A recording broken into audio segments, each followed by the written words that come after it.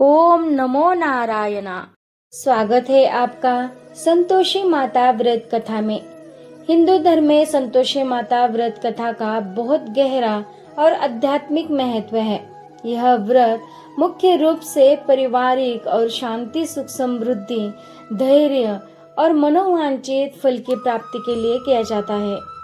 अगर आप शुक्रवार का व्रत करते हैं तो शुक्रवार की व्रत कथा अवश्य सुननी या पढ़नी चाहिए।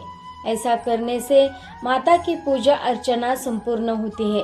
आइए जानते हैं शुक्रवार की संतोषी माता व्रत कथा के बारे में। एक गांव में एक बुढ़िया रहती थी जिसके 7 बेटे थे। 6 बेटे कमाने वाले थे और एक बेटा निकम्मा था। बुढ़िया माँ 6 पुत्रों का झूठा 7वें पुत्रों को देती। 7वां पुत्र एक दिन अपनी पत्नी से बोला, देखो मेरी माता का मुझ पर कितना प्रेम है। वह बोली, क्यों नहीं, सबका झूठा बचा हुआ तुमको खिलाती है। वह बोला, जब तक आंखों से न देखे मान नहीं सकता। पत्नी ने हंसकर कहा, देख लोगे तो मानोगे। कुछ दिन बाद एक बड़ा त्योहार आया। घर में 7 प्रकार के भोजन और चूरमा के लड्डू बने। वह पत्नी की बात को जांचने के लिए सिर दर्द का बहाना बनाकर पतला कपड़ा सिर पर ओढ़कर रसोई में जाकर सो गया और कपड़े में से सब देखता रहा। 6 भाई भोजन करने लगे। उसने देखा माँ ने उनके लिए सुंदर सुंदर आसन बिछाए, 7 प्रकार की रसोई परोसी और आग्रह कर करके उन्हें भोजन कराती रही। वह देखता रह गया। 6 भाई भोजन कर उठ गए। तब माँ ने उनकी 5 थालियों में से लड्डुओं के टुकड़ों को उठाया और एक लड्डू बनाया। जूठन साफ कर माँ ने उसे पुकारा, उठ बेटा उठ, तेरे भाइयों ने भोजन कर लिया, तू भी उठकर भोजन कर ले। उसने कहा, माँ मुझे भोजन नहीं करना, मैं परदेश जा रहा हूँ। माता ने कहा, कल जाना हो तो आज ही जा। वह बोला, हाँ हाँ जा रहा हूँ। यह कहकर वह घर से निकल गया। चलते समय उसे पत्नी की याद आई। वह गौशाला में कंडे थाप रही थी।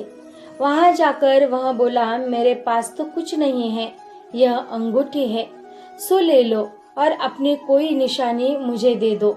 वह बोली, मेरे पास क्या है, यह गोबर भरा हाथ है। यह कहकर पत्नी ने उसकी पीठ पर गोबर के हाथ की थाप मार दी। वह चल दिया।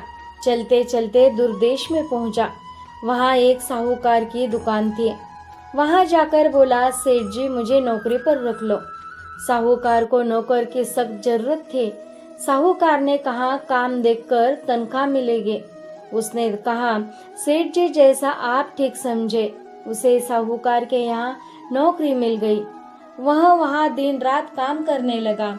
कुछ दिन में दुकान का लेन देन, हिसाब किताब, ग्राहकों को माल बेचना, सारा काम करने लगा। साहूकार के 7-8 नौकर थे। वे सब चक्कर खाने लगे, लेकिन उसने अपनी लगन, परिश्रम और ईमानदारी से सभी को पीछे छोड़ दिया। उसे अपने किए का फल मिला। सेठ ने भी उसका काम देखा और 3 महीने में ही उसे मुनाफे में साझेदारी बना लिया। परिश्रम करते करते 12 वर्ष में ही वह नगर का नामी सेठ बन गया और सेठ अपना सारा कारोबार उस पर छोड़कर बाहर चला गया। इधर उसकी पत्नी पर क्या बीती वह सुने। सास ससुर उसे दुख देने लगे। गृहस्थी का काम करवा कर उसे लकड़ी लेने जंगल में भेजते।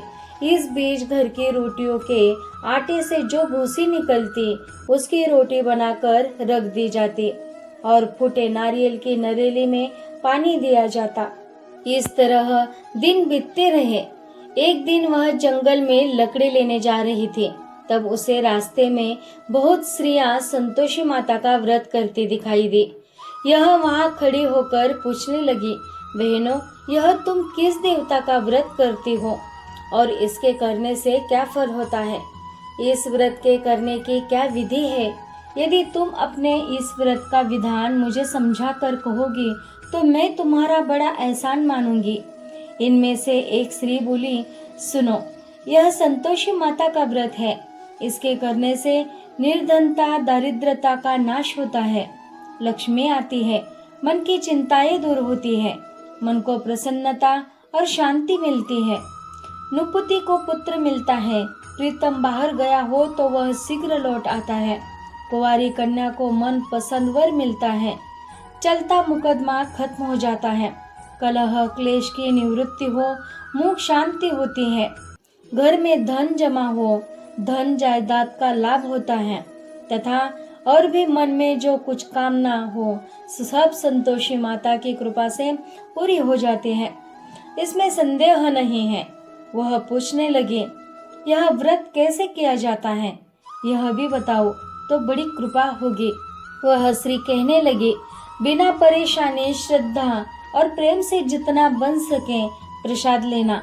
5.25 पैसे से 5.25 आने तथा इसमें भी ज्यादा शक्ति और भक्ति के अनुसार गुड़ और चना ले।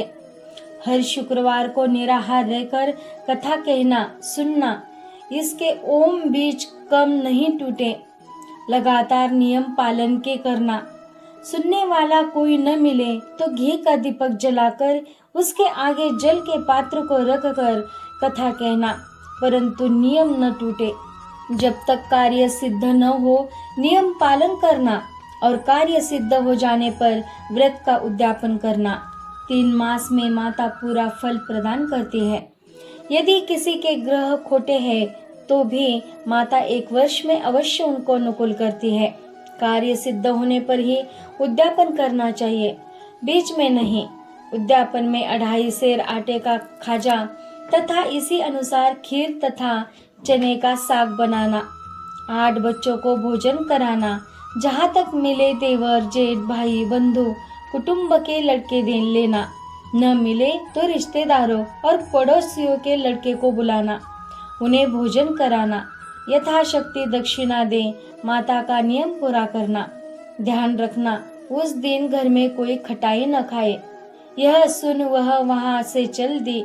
रास्ते में लकड़ी के बोझ को बेच दिया और उन पैसों में गुड़ चना ले माता के व्रत की तैयारी कर आगे चली। रास्ते में संतोषी माता के मंदिर में जा माता के चरणों में लौटने लगी। विनती करने लगी, माँ मैं दीन हूँ, निपट मूर्ख हूँ, व्रत के नियम कुछ जानती नहीं, मैं बहुत दुखी हूँ। हे माता मेरा दुख दूर कर, मैं तेरी शरण में हूँ। माता को दया आई। एक शुक्रवार बीता कि दूसरे शुक्रवार को ही उसके पति का पत्र आया और तीसरे शुक्रवार को उसका भेजा हुआ पैसा आ पहुंचा। यह देखकर जेठानी मुंह सिकोड़ने लगे। इतने दिनों बाद इतना पैसा आया, इसमें क्या बड़ाई है। लड़के ताने देने लगे। काकी के पास अब पत्र आने लगे, रुपया आने लगा। अब तो काकी की खातिर बढ़ेगी, अब तो काकी बुलाने से भी नहीं बोलेगी। बेचारी सरलता से कहती, भैया पत्र आए, रुपया आए तो हम सब के लिए अच्छा है। ऐसा कहकर आंखों में आंसू भरकर संतोषी माता के मंदिर जाके मातेश्वरी के चरणों में गिरकर रोने लगी। माँ मैंने तुमसे पैसा नहीं मांगा, मुझे पैसे से क्या काम, मुझे तो अपने सुहाग से काम है। मैं तो अपने स्वामी के दर्शन और सेवा मांगती। तब माता ने प्रसन्न होकर कहा, जा बेटी तेरा स्वामी जल्द ही आएगा। यह सुन खुशी से बावली होकर घर आकर काम करने लगी। संतोषी माँ विचार करने लगी, इस भोली पुत्री से मैंने कह तो दिया कि तेरा पति शीघ्र आएगा, पर आएगा कहाँ से, वह तो इसे स्वप्न में भी याद नहीं करता। उसे इसकी याद दिलाने तो मुझे ही जाना पड़ेगा। संतोषी माता ने उस बुढ़िया के बेटे को स्वप्न में समझाया, पुत्र तेरी घरवाली कष्ट उठा रही है। यह बोला, हाँ माता यह तो मुझे भी मालूम है, परंतु क्या करूं, वहाँ कैसे जाऊं, परदेश की बात है, लेन देन का सारा हिसाब किताब है, कोई जाने का रास्ता नजर नहीं आता। आप ही कोई राह दिखाए कि वहाँ कैसे जाऊं। माँ कहने लगी, सवेरे नहा धोकर संतोषी माता का नाम ले, घी का दीपक जला, दंडवत कर और दुकान पर जाप करके बैठ जाना। देखते देखते तेरा लेन देन चूक जाएगा, जमा माल बिक जाएगा, सांझ होते होते धन का ढेर लग जाएगा। वह अगले दिन सुबह बहुत जल्दी उठा, उसने अपने मित्र बंधुओं परिचितों से स्वप्न में माता द्वारा कही गई बात कही सुनाई। वे सब उसकी बात सुनकर उसकी खिल्ली उड़ाने लगे। वे कहने लगे कि कहीं कभी सपने की बात भी सच्ची होती है। एक बूढ़ा व्यक्ति बहुत समझदार था। वह बोला, देखो भाई, मेरी बात मानो। इस तरह सांच या झूठ कहने के बदले देवता ने जैसा कहा है वैसा ही करना। तेरा क्या जाता है। बूढ़े की बात मानकर नहा धोकर उसने संतोषी माता को प्रणाम किया। फिर भी दीपक जलाकर दुकान पर जा बैठा। शाम तक धन का ढेर लग गया। वह हैरान हुआ। मन में संतोषी माता का नाम ले प्रसन्न हो घर जाने के वास्ते गहना, कपड़ा व सामान खरीदने लगा। सब काम से निपट अपने घर को रवाना हुआ। उधर उसकी पत्नी जंगल में लकड़ी लेने गई। लौटते वक्त थक जाने के कारण संतोषी माता के मंदिर पर विश्राम करने बैठ गई। यह तो उसका रोज रुकने का स्थान था। धूल उड़ती देख उसने माता को पूछा, हे माता, यह धूल कैसी उड़ रही है। माँ ने कहा, हे पुत्री, तेरा पति आ रहा है। अब तू ऐसा कर, लकड़ियों के 3 बोझ बना। एक नदी के किनारे रख, दूसरा मेरे मंदिर पर और तीसरा अपने सिर पर रख। तेरे पति को लकड़ी का गड्ढा देखकर मोह पैदा होगा। यह वहाँ रुकेगा, नाश्ता पानी बना खाकर माँ से मिलने जाएगा। तू लकड़ी का बोझ उठाकर जाना और बीच चौक में गड्ढा डालकर 3 आवाजें जोर से लगाना। लो सासू जी, लकड़ियों का गड्ढा। भूसी की रोटी दो, नारियल के खोपरे में पानी दो। आज कौन मेहमान आया है। संतोषी माँ की बात सुनकर वह बहुत अच्छा माँ कहकर प्रसन्न मन से लकड़ियों के 3 बोझ बना लाई। एक नदी के तट पर, दूसरा माता के मंदिर पर रखा। इतने में ही मुसाफिर वहाँ आ पहुँचा। सूखी लकड़ी देख उसको इच्छा हुई कि अब यही विश्राम कर ले और भोजन बनाकर खा पीकर गांव चले। इस प्रकार भोजन कर विश्राम कर वह अपने गांव में आ गया। उसी समय बहू सिर पर लकड़ी का गड्ढा लिए आई। उसने गड्ढा को आंगन में डाल जोर से 3 आवाजें दी। लो सासू जी, लकड़ी का गड्ढा लो, भूसी की रोटी दो, नारियल के खोपरे में पानी दो। आज कौन मेहमान आया है। यह सुनकर सास ने अपने दिए हुए कष्टों को भुलाने के लिए कहा, बहू, तू ऐसा क्यों कहती है। तेरा मालिक ही तो आया है। बैठ, मीठा भात खाकर कपड़े गहने पहन। पत्नी की आवाज सुनकर उसका स्वामी बाहर आया और उसके हाथ में पहने अंगूठी देख व्याकुल हो गया। उसने माँ से पूछा, माँ, यह कौन है। माँ बोली, बेटा, तेरी पत्नी है। आज 12 वर्ष हो गए। जब से तू गया है तब से सारे गांव में जानवर की तरह भटकती फिरती है। काम काज कुछ करती नहीं, 4 समय आकर खा जाती है। अब मुझे देखकर भूसी की रोटी और नारियल के खापरे में पानी मांगती है। वह बोला, माँ, मैंने इसे भी देखा है और तुम्हें भी। मुझे दूसरे घर की चाबी दो, मैं उसमें रहूंगा। ठीक है बेटा, जैसे तेरी मर्जी। ऐसा कहकर माँ ने चाबी का गुच्छा बेटे के सामने रख दिया। उसने दूसरे घर को खोलकर सारा सामान जमाया। एक ही दिन में वहाँ राजा के महल जैसा ठाट बाट बन गया। अब क्या था, वह सुख भोगने लगी। अगला शुक्रवार उसने पति से कहा, मुझे संतोषी माता का उद्यापन करना है। पति बोला, बहुत अच्छा, खुशी से कर लो। वह उद्यापन की तैयारी करने लगी। जेठ के लड़कों को भोजन के लिए कहने गई। उन्होंने मंजूर किया, परंतु पीछे से जेठानी ने अपने बच्चों को सिखलाया, देखो रे, भोजन के समय सब लोग खटाई मांगना, जिससे उसका उद्यापन पूरा न हो। लड़के भोजन करने आए, खीर पेट भर कर खाई, परंतु बात याद आते ही कहने लगे, हमें कुछ खटाई खाने को दे दो। खीर खाना हमें भाता नहीं, देखकर अरुचि होती है। लड़के उठ खड़े हुए, बोले, पैसे लाओ। बोली बहू कुछ जानती न थी, उसने उन्हें पैसे दे दिए। लड़कों ने बाजार जाकर उन पैसों से इमली खरीदी और खाई। यह देखकर बहू पर माताजी ने कोप किया। राजा के दूत उसके पति को पकड़ कर ले गए अब सब मालूम हो जाएगा जब जेल की रोटी खाएगा। बहू से यह वचन सहन नहीं हुए। वह संतोषी माता के मंदिर में गई और कहने लगी, माता तुमने यह क्या किया? हंसाकर क्यों रुलाने लगी? माता बोली, पुत्री तूने मेरा व्रत भंग किया है, इतनी जल्दी सब बातें भुला दी। वह बोली, माता भूली तो नहीं हूँ, न कुछ अपराध किया है, मुझे तो लड़कों ने भूल डाल दिया, मुझे क्षमा करो माँ। माँ बोली, ऐसी भूल भी कहीं होती है? यह बोली, अब कोई भूल नहीं होगी, अब बताओ मेरे पति कैसे आएंगे? माँ बोली, पुत्री जहाँ तेरा पति तुझे रास्ते में ही आता मिलेगा। वह मंदिर से निकलकर बाहर आई तो रास्ते में उसे अपना पति आता हुआ मिला। उसने पूछा, कहाँ गए थे?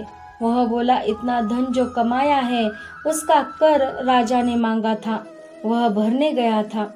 वह प्रसन्न होकर बोली, भला हुआ, अब घर चलो। फिर अगला शुक्रवार आया। वह बोली, मुझे माता का उद्यापन करना है। पति ने कहा, ठीक है करो। वह फिर जेठ के लड़कों से भोजन को कहने गई। जेठानी ने लड़कों को सिखा दिया कि तुम पहले ही खटाई मांगना। लड़के भोजन करने बैठे, लेकिन भोजन करने से पहले ही कहने लगे, हमें खीर पूरी नहीं भाती, जी बिगड़ता है, कुछ खटाई खाने को दे दो। यह बोली, खटाई खाने को नहीं मिलेगी, खाना हो तो खाओ। उनके उठकर चले जाने पर उसने ब्राह्मण के लड़के को बुलाकर भोजन करवाया। दक्षिणा की जगह उन्हें एक एक फल दिया। इससे संतोषी माता प्रसन्न हो गई। माता की कृपा से 9 माह बाद उसको चंद्रमा के समान एक सुंदर पुत्र प्राप्त हुआ। पुत्र को लेकर वह प्रतिदिन संतोषी माता के मंदिर में जाने लगे। माँ ने सोचा कि यह रोज आती है, आज क्यों न मैं इसके घर चली जाऊं, इसका आसरा देखो तो सही। यह विचार कर माता ने भयानक रूप बनाया। गुड़ और चने से सना मुख, ऊपर से मुंड के समान होठ, उस पर मक्खियां भिन भिना रही थी। दहलीज में पैर रखते ही उसकी सास चिल्लाई, देखो रे, कोई चुड़ैल डाकिनी चली आ रही है, लड़को इसे भगाओ, नहीं तो सबको खा जाएगी। बहू रोशनदान से देख रही थी, वही प्रसन्न हो उठे, आज मेरी माता मेरे घर आई है। यह कहकर दूध पीते बच्चों को गोद उतार दिया। इस पर उसको सास क्रोध भर कर बोली, अरे इसे देखकर कैसी उतावली हुई है, जो बच्चों को पटक दिया। इतने में माँ के प्रताप से जहाँ देखो वहाँ लड़के ही लड़के नजर आने लगे। यह बोली, माँ जी मैं जिनका व्रत करती हूँ यह वही संतोषी माता है। इतना कह उसने झट से घर के सारे किवाड़ खोल दिए। सबने माता के चरण पकड़ लिए और विनती कर कहने लगे, हे माता, हम मूर्ख हैं, अज्ञानी हैं, तुम्हारे व्रत की विधि हम नहीं जानते, तुम्हारा व्रत भंग कर हमने बड़ा अपराध किया है। हे माता, आप हमारे अपराधों को क्षमा करें। इस प्रकार बार बार कहने पर संतोषी माता प्रसन्न हुई। इसके बाद उसकी सास कहने लगी, हे संतोषी माता, आपने बहू को जैसा फल दिया वैसा सबको देना। जो यह कथा सुने या पढ़े उसका मनोरथ पूर्ण करना। बोलो जय संतोषी माता की। आज के लिए इतना ही। हरि शरणम। ओम नमो नारायणा।